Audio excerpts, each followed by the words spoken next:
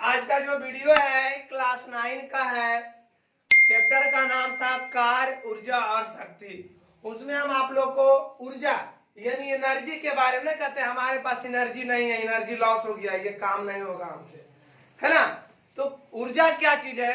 कार्य करने की जो क्षमता होती है ना, हम लोग के पास कार्य करने वाला कैपेसिटी, उसको हम लोग क्या कहते हैं? ऊर्जा कहते हैं। तो इसको हम लोग लिख सकते हैं, ऊर्जा किसे कहते हैं? कार्य करने की क्षमता को, कार्य करने की क्षमता को ऊर्जा कहते हैं।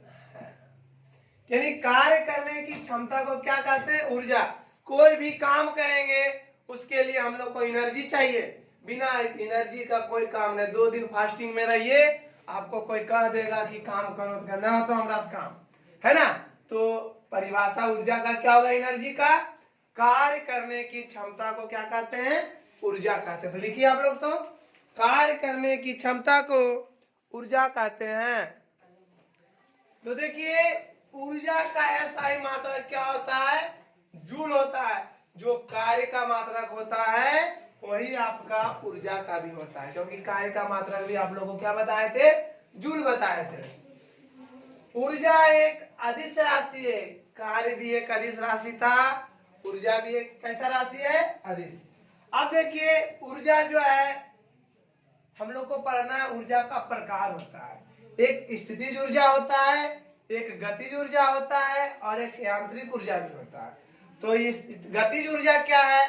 देखिए ध्यान से, काइनेटिक एनर्जी, किसी वस्तु को उसकी गति के कारण जो कार्य करने की क्षमता होती है, यानी किसी वस्तु को, यानी वस्तु का गति किस टाइप का?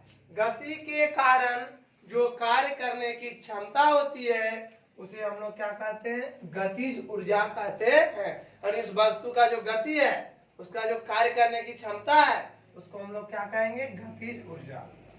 गतिज ऊर्जा को ई के, ई बड़ी रहेगा, के छोटा थोड़ा सा लिखेंगे, ई के से सूचित किया जाता है। अब कहिएगा कि सर ई के क्यों? तो काइनेटिक एनर्जी, देखिए काइनेटिक एनर्जी है ना, इधर से पढ़ेंगे काइनेटिक एनर्जी, ठीक है। आप कह सकते थे सर के ई से काहे नहीं, तो ये सूचित किया जाता है ई के से। और गतिज ऊर्जा बराबर होता है 1/2 द्रव्यमान गुने वेग स्क्वायर। यानी गतिज ऊर्जा बराबर कोई पूछ देगा तो हम लोग कह देंगे हाफ mv स्क्वायर। हाफ मतलब 1/2, m मतलब द्रव्यमान, v मतलब वेग, v स्क्वायर है ना, तो वेग का स्क्वायर। यानी कहने का मतलब द्रव्यमान और वेग दे देगा तो हम लोग आराम से गतिज ऊर्जा निकाल लेंगे।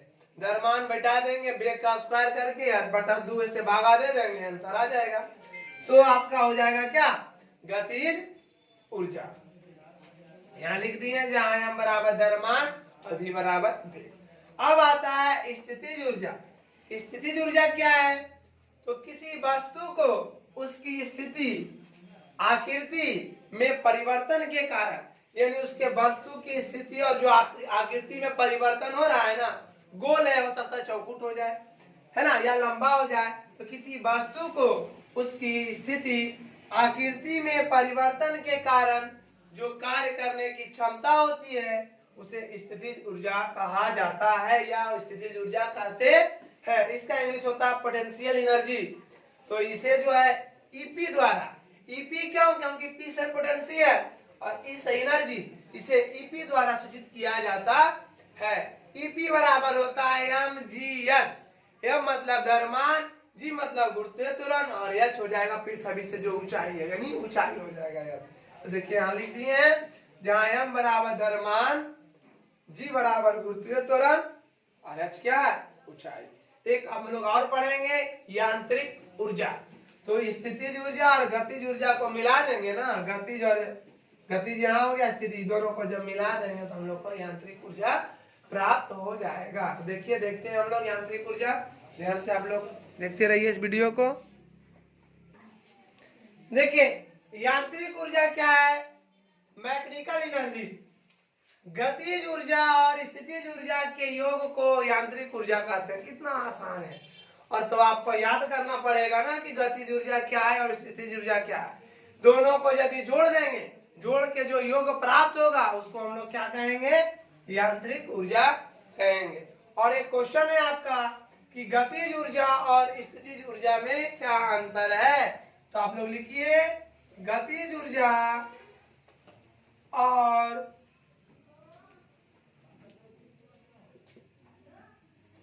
स्थितिज ऊर्जा में